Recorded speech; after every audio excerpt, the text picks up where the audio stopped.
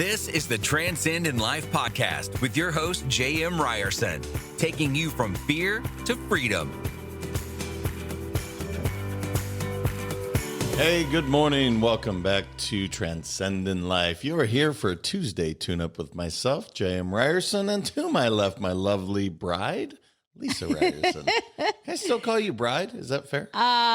We've been together forever. Always my bride, my love. So this is going to be a fun one. I'm really interested to see how this shakes out because this is one of the biggest challenges for me personally forever. And the idea here is very simple. And people might be like, well, yeah, of course, just do this. But the idea is sharing your gifts with the world. And I think you know where I'm going to go with this, but if not, it's okay. It is such an interesting subject for me because I have struggled with this one mightily and probably still continue to. So sharing your gifts with the world. I know you have a thought on just that whole idea in general, but I just first take I didn't tell you what we're going to talk about. So what's your knee-jerk reaction to that? Share your gifts with the world. I truly believe that everyone is on this earth for a purpose, right? Like we all have our special talents and gifts, and sometimes it takes a while to find them. I know it took me a long time to find, to figure out what my gifts were. And once you find that, you need to share that with the world, right? Because everybody is unique in their own way. And if you don't share it, you're selfish. So that's my initial. All right. So fair enough. You said the word, and this is where it took me a long time. So for instance, I love to dance, you guys. If anybody has spent any amount of time personally with me, you know, if music is going, I am dancing. It's happening.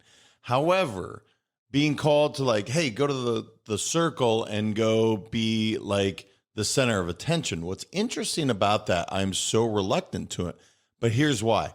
It's not because I'm ashamed or bashful or really care two shits what anybody thinks, because again, you spend much time around me, you know I don't. But it was always a humility thing. I didn't want to take away attention from others. Here's the thing. I always say twist your noodle. I don't know where that came from. That make your brain hurt a little bit. Here's what messes me up a little bit. So by being trying not to put the focus on myself and trying not to be the center of attention, I actually ended up being selfish because, and this is where I finally figured this out, people want you to show your true, authentic self. They want you to, because there's a light that comes through when you do it. And who cares if it's dancing or singing for someone or whatever. But that's one of the gifts that I have is I love to dance. It makes me feel in my very best place. But that idea is a tough one. So again, you have been one of those people that constantly makes the circle or says, hey, he loves to dance. So what has been your experience just watching that all shake down? Yeah, I never understood it when you were like, no, it's fine, whatever. I'm like, but you love to dance and people love to watch you dance because it's so fun, right? So just to give you guys a side story or a sidebar, whenever JM goes anywhere, one example would be we were in Vegas and we were in some club, and I kid you not, he'll start dancing and the entire dance floor will just move to the side, get their cell phones out, and start filming you. Like, I'm shocked that you haven't gone viral yet. Like, it's going to happen. I have a feeling it's going to happen soon. So it's either just not that good or not that bad. It's just very vanilla, I think, is what I'm hearing. No, it's not vanilla. I think it's just so out of the box when people watch you dance because you're 6'5". And you wouldn't typically assume that someone of your size and your stature could move the way that you do. And it's very fascinating. And so people find it very fascinating, and you're a very good dancer. And people love to watch it. And that brings happiness to others, right? So when you're sitting there saying, no, I'm good. I don't want to go out there. I don't want to take attention from other people, but you're really taking away their happiness. Yeah, that was what, and it, again, we'll get off the focus again. We'll get off the attention of me because that's what we're doing right now. But it is interesting. So the whole intent was don't don't draw attention to myself, but actually when this does happen, whether it's myself or Brian French has been there, or at some points my brother's been in those circles where, look, people have a great time. It brings this energy level up. Here's these goofy guys out there having a great time. They really they don't care. And then it allows other people's to kind of let their inhibitions down as well. So one of the ideas here is that when you do share your gifts, your true authentic self, and again, a gift and a talent maybe, or maybe even something you enjoy to do, because I wouldn't say my gift is dancing. It's not. It's something I enjoy to do. However, there are gifts, and part of what happens when you have a true gift, like inspiring people to live their best life. I truly believe that may be a gift, or maybe even better would be simplicity.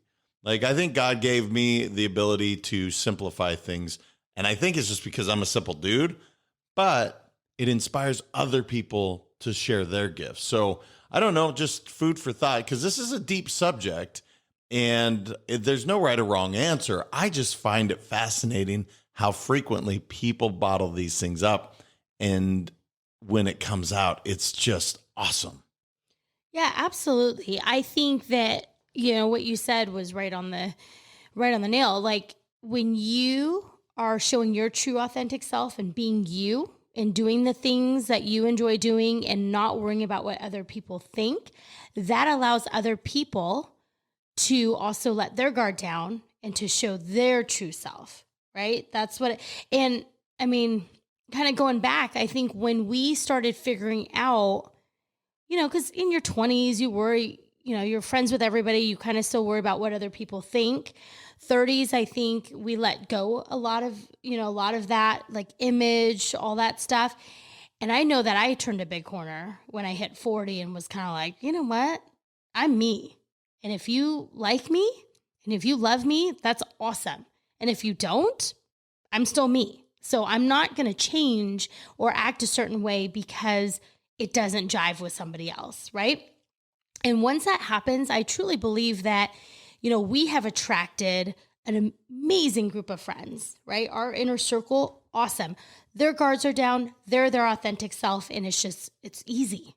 Makes it really nice at that point. Yeah, so that is kind of the evolution that your path was, right? And I think everybody has a similar story to a certain regard. Now, some have very low inhibitions in their 20s. They just didn't care. They didn't have to fit in. And God bless them. That's pretty amazing. But typically, like, just go watch Grosse Pointe Blank, and you see the progression from 10-year reunion to 20-year reunion. And it's like, at that 10-year reunion, everybody's trying to look a certain way, right? You're 28. You're trying to say, here's who I am in this world. Then when you get to 38, you're like, yeah, whatever, man. I'm just me. And I hope you like it if you don't. But here's why I think this is so key.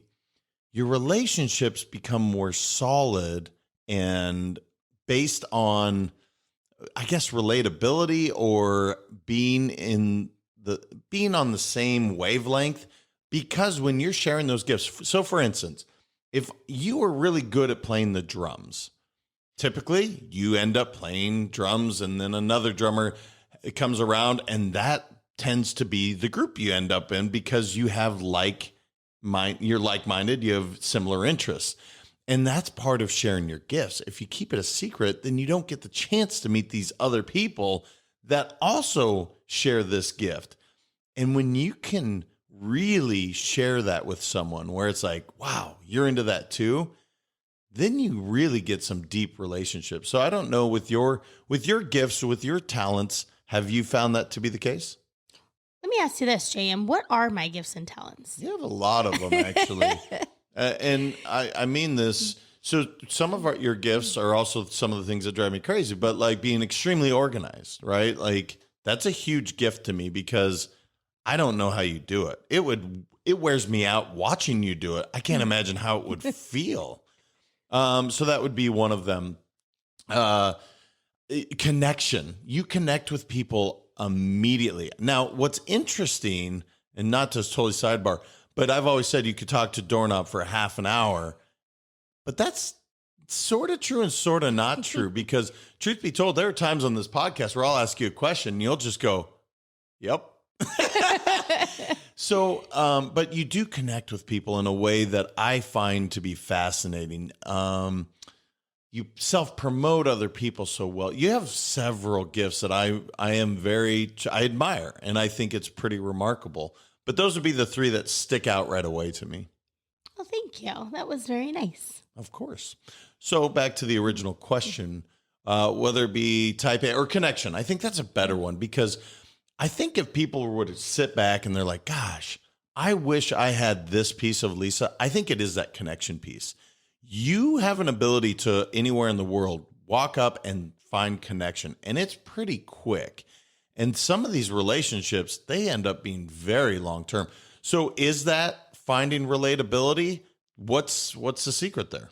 Yeah, I don't know if it's a secret. I think back to when growing up, I have two older brothers, but they were a lot older than I was. And so we didn't, grow up together. And I ended up being at many long dinners with my parents and their friends, right? So I think at a very young age, I had to learn how to communicate with adults. And they always said I was like 5 going on 50, because that's who I wasn't really hanging out with other kids besides kids at school. The rest of the time was always with adults. And so I think I'm truly interested in humans. I think they're fascinating. I think every single person is special in their own way. And so for me, when I meet someone new, I'm so excited. Like, I'm so excited to learn about, okay, what do you do? What, what makes you tick? Like, what's awesome about you? Because I know it's in there.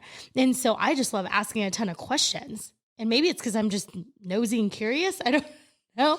But I truly just want to know kind of what their jam is. And because of that, I'm always trying to connect with people. I think that's just how I like connecting with people. Like, right? I like to feel connected to that human.